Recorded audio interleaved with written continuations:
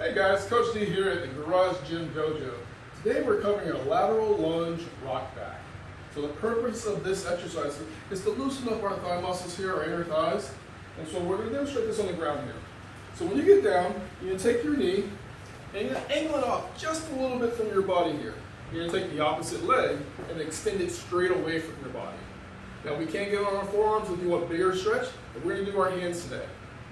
We're going to flat back, neutral spine, head's going to be tucked here, and what we're going to do is we're going to rock the hip back to our ankle, going straight back in the line here. So it's going to look just like this. Now you should feel that stretch right in this guy here. Now if you can't get all the way back, that's okay. Go in the range of motion that you have, and this guy should loosen up over time.